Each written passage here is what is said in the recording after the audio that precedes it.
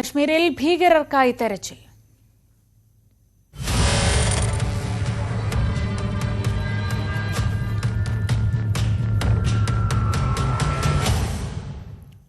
പഹൽഗാമിൽ ആക്രമണം നടത്തിയ ഭീകരർക്കരികിലേക്ക് സുരക്ഷാസേന. കഴിഞ്ഞ 5 ദിവസത്തിനിടെ 4 തവണ സേന ഭീകരർക്ക് അടുത്തെത്തി. ഇതിൽ ഒരു സ്ഥലത്ത് വെച്ച് ഭീകരരുമായി ഏറ്റുമുട്ടൽ ഉണ്ടാവുകയും ചെയ്തു. ഇതിനിടെ പാകിസ്ഥാനെ ചൈന പിന്തുണച്ചതിൽ ഇന്ത്യ കടുത്ത അതൃപ്തി രേഖപ്പെടുത്തുമെന്നാണ് സൂചന.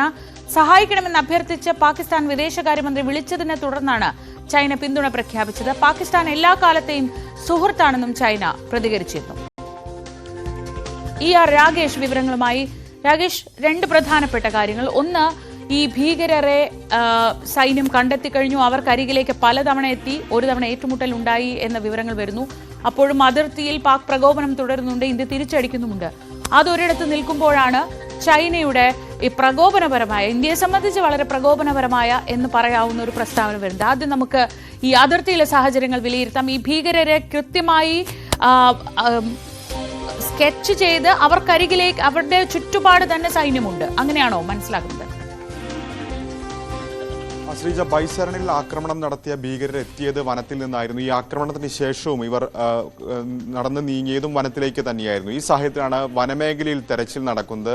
ഈ ബൈസരൺ പ്രധാനമായും വനത്താൽ ചുറ്റപ്പെട്ട പ്രദേശമാണ്, ഇടതൂർന്ന കാടാണ്. അവിടെയാണ് ഈ ഭീകരർ തമ്പടിച്ചിരിക്കുന്നത്. അവിടെ 22-ാം തീയതി ഉച്ചയ്ക്കാണ് ആക്രമണം നടക്കുന്നത്. അതിനുശേഷം കഴിഞ്ഞ 5 ദിവസമായി തെരച്ചിൽ തുടരുകയാണ്. ഈ തെരച്ചിലിനിടയിലാണ് 4 തവണ ഭീകരർക്ക് മുൻപിൽ സുരക്ഷാ സേന എത്തിയത് എന്നാണ് ഇപ്പോൾ സൈനിക വൃത്തങ്ങൾ വ്യക്തമാക്കുന്നത്. അതിൽ ഒരു തവണ ഏറ്റുമുട്ടൽ ഉണ്ടാവുകയും ചെയ്തിട്ടുണ്ട്.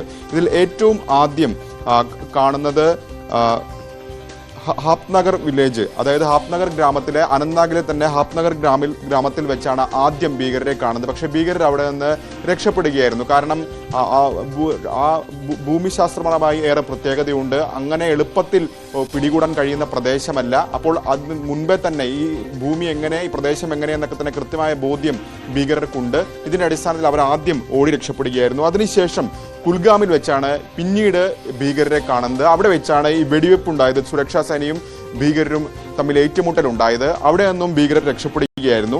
അതിനുശേഷം ട്രാളിൽ വെച്ച് വീണ്ടും ഭീകരരെ കണ്ടു, പക്ഷെ പിടികൂടാൻ കഴിഞ്ഞില്ല. കോഗർനാഗിൽ വെച്ചാണ് ഏറ്റവും ഒടുവിലായി ഇത്തരത്തിൽ കണ്ടത് എന്നാണ് ഇപ്പോൾ സുരക്ഷാ സേന അറിയിച്ചിരിക്കുന്നത്. അതുകൊണ്ട് തന്നെ സുരക്ഷാ സേന ഇവർക്ക് പിന്നാലെ തന്നെയുണ്ട്. വരും ദിവസങ്ങളിൽ തന്നെ ഇവരെ പിടികൂടാൻ കഴിയും എന്നൊരു പ്രതീക്ഷയാണ് സുരക്ഷാ സേന ഈ ഘട്ടത്തിൽ പങ്കുവെക്കുന്നത്. ഏതായാലും കഴിഞ്ഞ 5 ദിവസമായി വലിയ രീതിയിൽ തെരച്ചിൽ നടക്കുന്നുണ്ട്. ആ സംഘത്തിൽ സൈന്യത്തിന് പുറമെ ജമ്മു കാശ്മീർ പോലീസുണ്ട്, ഒപ്പം തന്നെ ആംഡ് ഫോഴ്സ് ഉണ്ട്. അങ്ങനെ ഈ 3 സേനകളും സംയുക്തമായി തന്നെ തെരച്ചിലാണ് ഇപ്പോൾ നടന്നുകൊണ്ടിരിക്കുന്നത്. മാത്രവുമല്ല, പ്രാദേശിക തലത്തിൽ നിന്ന് ലഭിക്കുന്ന ഗ്രാമീണരുടെ ഒക്കെ തന്നെ നൽകുന്ന വിവരത്തിന്റെ അടിസ്ഥാനത്തിൽ തെരച്ചിൽ നടക്കുന്നുണ്ട്. ഇന്റലിജൻസ് വിവരങ്ങളുണ്ട്. കാരണം ജമ്മു കാശ്മീരിലെ ജനതയൊക്കെ തന്നെ ഒന്നാകെ ഇന്ത്യക്കൊപ്പം നിൽക്കുന്ന, അല്ലെങ്കിൽ ഈ സുരക്ഷാ സേനയുടെ നീക്കത്തിനൊപ്പം നിൽക്കുന്ന ഭീകരർക്കെതിരായ നടപടി വേണമെന്ന് ആവർത്തിക്കുന്ന നിലപാട് നമ്മൾ കഴിഞ്ഞ ദിവസമൊക്കെ തന്നെ കണ്ടതാണ്. കാരണം അവർ ഒരു സാധാരണ ജീവിതത്തിലേക്ക് മടങ്ങി വരുന്ന ഘട്ടത്തിലാണ് ഇത്തരമൊരു ആക്രമണം ഉണ്ടാകുന്നത്. അവരുടെ ഉപജീവനമൊക്കെ തന്നെ, മാർഗമൊക്കെ തന്നെ അടയുന്ന അവസ്ഥ ഉണ്ടാകുന്നത്. അപ്പോൾ വലിയ പിന്തുണ ഈ വിഷയത്തിൽ സുരക്ഷാ സേനയ്ക്ക് ലഭിക്കുന്നുണ്ട്.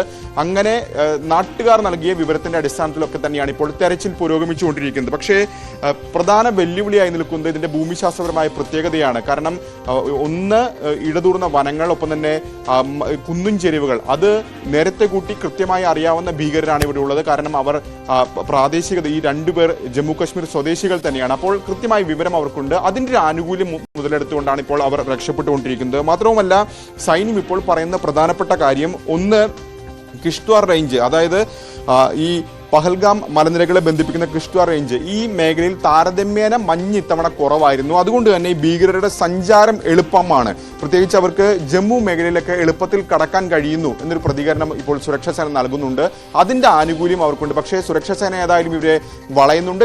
ഇവർ തെക്കൻ കശ്മീരിലെ വനമേഖലയിൽ തന്നെ ഉണ്ടെന്ന കൃത്യമായ വിവരമാണ് ഇപ്പോൾ ഏതായാലും സുരക്ഷാ സേനയ്ക്കുള്ളത്. ഇതിന്റെ അടിസ്ഥാനത്തിലാണ് ഇപ്പോൾ തെരച്ചിൽ ഊർജിതമായി തന്നെ നടക്കുകയും. രാകേഷ്, അടുത്തത് ഈ ചൈനയുടെ പ്രസ്താവനയാണ്. പാകിസ്ഥാൻ സഹായം അഭ്യർത്ഥിച്ചത് കൊണ്ടാണ് ഇങ്ങനെ ഒരു പ്രസ്താവന ഉണ്ടായത്, അല്ലെങ്കിൽ ഇങ്ങനെ ഒരു പിന്തുണ ഉണ്ടായതെന്ന് പറയുമ്പോൾ പോലും ഇങ്ങനെ ലോകം മുഴുവൻ പാകിസ്ഥാനെ ഇങ്ങനൊരു ഭീകരാക്രമണത്തിന്റെ പേരിൽ വിമർശിച്ചുകൊണ്ട് നിൽക്കുമ്പോഴാണ് ചൈന പാകിസ്ഥാൻ എന്നും ഭീകരതയ്ക്കെതിരെ നിൽക്കുന്ന ഒരു രാജ്യമാണെന്നുള്ള ഒരു പ്ലെയിൻ സ്വഭാവ സർട്ടിഫിക്കറ്റ് അങ്ങ് നൽകുന്നത്. സ്വാഭാവികമായും ഇന്ത്യയുടെ ഭാഗത്ത് നിന്ന് ഒരു മറുപടി ഉണ്ടാകും. അത് എങ്ങനെ എപ്പോൾ ഉണ്ടാകുമെന്നാണ് പ്രതീക്ഷിക്കുന്നത്. ശ്രീജ, പാകിസ്ഥാൻ ഒറ്റപ്പെടുന്ന ഒരു സാഹചര്യമാണ് കഴിഞ്ഞ ദിവസങ്ങളിലൊക്കെ തന്നെ കണ്ടത്. കാരണം ലോക രാജ്യങ്ങൾ ഒന്നാകെ ഇന്ത്യക്ക് പിന്തുണ പ്രഖ്യാപിച്ചു. റഷ്യ ഇന്ത്യക്ക് പിന്തുണ പ്രഖ്യാപിച്ച് രംഗത്ത് വന്നു. അമേരിക്ക പിന്തുണ പ്രഖ്യാപിച്ചു. അമേരിക്ക ഈ വിഷയത്തിൽ ഇടപെടാനില്ല എന്ന് പറഞ്ഞെങ്കിൽ പോലും ഈ പഹൽഗാം ആക്രമണത്തെ അടക്കം തന്നെ വലിയ രീതിയിൽ അപലപിച്ചിട്ടുണ്ട്. കുറ്റക്കാരെ കണ്ടെത്തണമെന്ന് പ്രതികരണം നടത്തിയിട്ടുണ്ട്. റഷ്യ പക്ഷേ ഇതിന് പിന്നിൽ പ്രവർത്തിച്ചവരെയും കണ്ടെത്തണമെന്ന് പ്രതികരണമാണ് നടത്തിയത്. അങ്ങനെ ലോക രാജ്യങ്ങളുടെയൊക്കെ പിന്തുണ കഴിഞ്ഞ ദിവസങ്ങളിലൊക്കെ ഇന്ത്യക്കുണ്ടായിരുന്നു. ഈ ഘട്ടത്തിലാണ് ചൈന ഇത്തരത്തിൽ ഒരു വ്യത്യസ്ത പ്രതികരണവുമായി രംഗത്ത് വന്നിരിക്കുന്നത്. പ്രത്യേകിച്ച് ഇന്നലെ ആദ്യം ചൈനീസ് അംബാസഡറുമായി പാക് വിദേശകാര്യമന്ത്രി ചർച്ച നടത്തിയിരുന്നു. അതിനുശേഷമാണ് ഇത്തരത്തിൽ വിദേശകാര്യമന്ത്രിയുമായി ഫോണിൽ സംസാരിച്ചത്. ഈ ഫോൺ സംഭാഷണത്തിന് ശേഷമാണ് ചൈന ഇത്തരത്തിലൊരു പ്രതികരണം നടത്തിയിട്ടുള്ളത്. അതായത് പാകിസ്ഥാൻ ഉറ്റ സുഹൃത്താണ്, മാത്രമല്ല പാകിസ്ഥാന്റെ അഖണ്ഡത സംരക്ഷിക്കണം, പരമാധികാരം സംരക്ഷിക്കണം തുടങ്ങിയ പ്രസ്താവന ചൈനയുടെ ഭാഗത്ത് നിന്ന് ഉണ്ടാവുകയും ചെയ്തിട്ടുള്ളത്. മാത്രമല്ല കഴിഞ്ഞ ദിവസം ഐക്യരാഷ്ട്രസഭ സെക്യൂരിറ്റി കൗൺസിലിൽ ഈ വിഷയം ചർച്ചയ്ക്ക് വരികയും അത് അപലപിക്കുകയും ചെയ്തിരുന്നു. പക്ഷേ ചൈനയുടെ ഇടപെടലിനെ തുടർന്ന് അന്ന് ആ പ്രമേയത്തിൽ ചില ഭേദഗതികൾ വരുത്തിയിരുന്നു. അതായത് ഇന്ത്യയുടെ അന്വേഷണവുമായി സഹകരിക്കണം എന്ന ഭാഗമാണ് അന്ന് ചൈനയുടെ സഹായത്തോടു കൂടി വെട്ടിമാറ്റിയത്.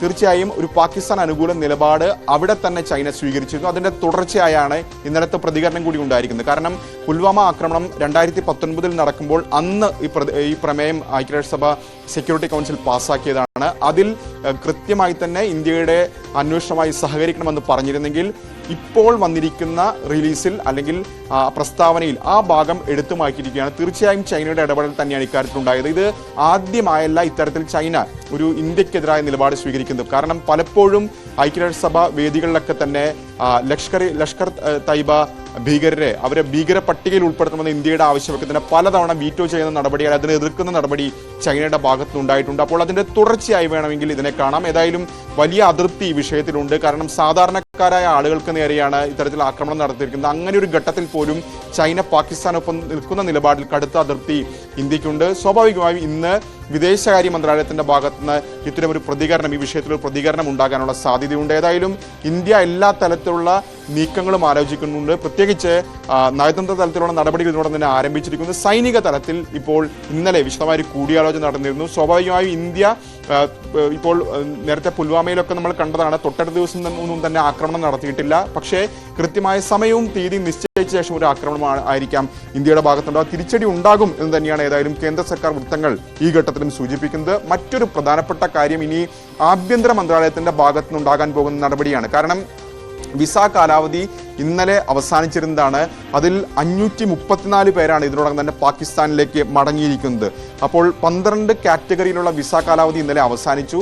അപ്പോൾ ഇനി എന്തായിരിക്കും, ആരൊക്കെ ഇനി മടങ്ങാനുണ്ട്, ഏതെങ്കിലും ആളുകൾ ഇന്ത്യയിലേക്ക് ഉണ്ടോ തുടങ്ങിയ കാര്യങ്ങളിലൊക്കെ തന്നെ പരിശോധന അല്ലെങ്കിൽ ഒരു നടക്കേണ്ടതുണ്ട്. തീർച്ചയായും ഇനി സംസ്ഥാനങ്ങളുടെ കൂടി റിപ്പോർട്ടുകൾ സ്വീകരിച്ച ശേഷമായിരിക്കും അക്കാര്യത്തിൽ തുടർ നടപടി ഉണ്ടാവുക. ഏതായാലും ആഭ്യന്തര മന്ത്രാലയത്തിലെ യോഗവും ഇന്ന് നിശ്ചയിച്ചിട്ടുണ്ട്. ശ്രീജ, രാകേഷാണ് വിവരങ്ങൾ നൽകിയത് നാഷണൽ ഡെസ്കിൽ നിന്ന്.